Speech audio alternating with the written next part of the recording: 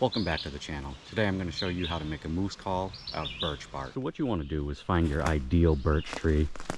Looks like I have a couple over here. And when I say ideal, I mean something that has probably 18 to 24 inches or so right straight up. You don't want really any branches or knots or anything like that in it. This one has a little bit right there. I think that will come out though. This one over here has a little bit of rough patches. I think that will come out as well once you start cutting into it.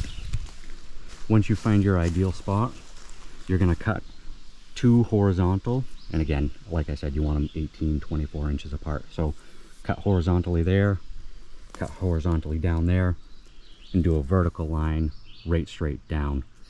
You're not going to go super deep with this because you don't want to kill the tree, but you still do need to go deep enough to get through all the bark. So for this, you're going to want a decently sharp blade. So I use my Leatherman for this. This is typically nice and sharp. And like I said, you want to cut horizontally.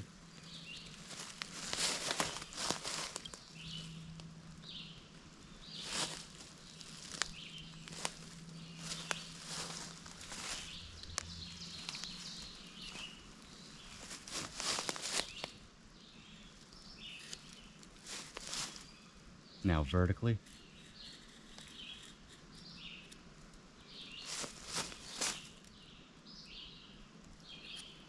And you want to go deep enough so that you can peel this back and get that whole ream of bark.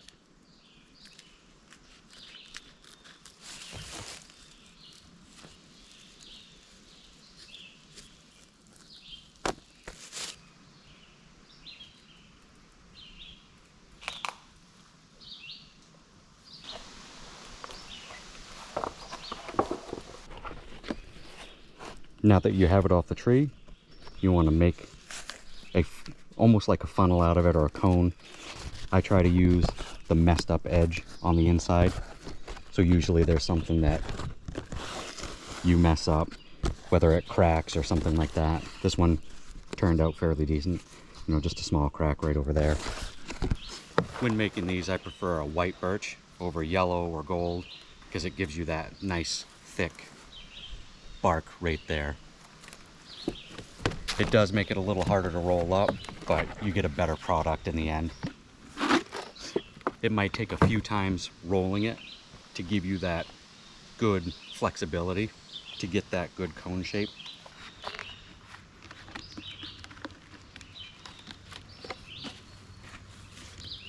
Again, once you get that good cone shape that you want,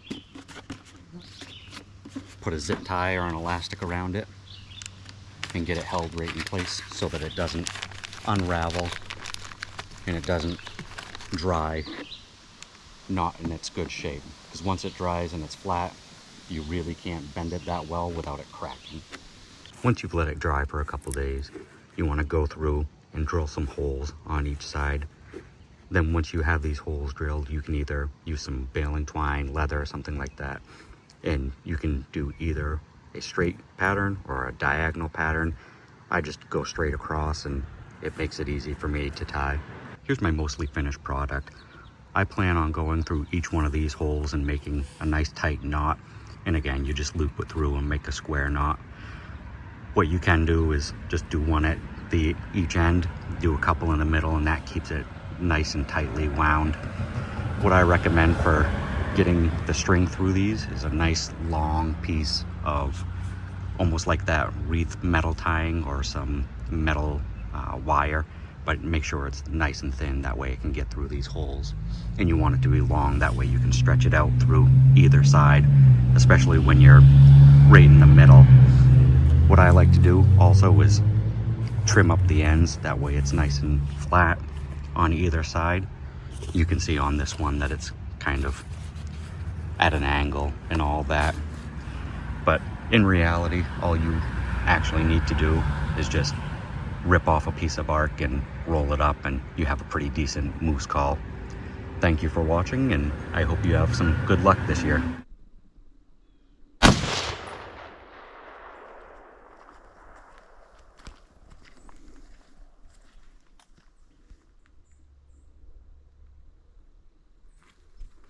think you got a hit on him?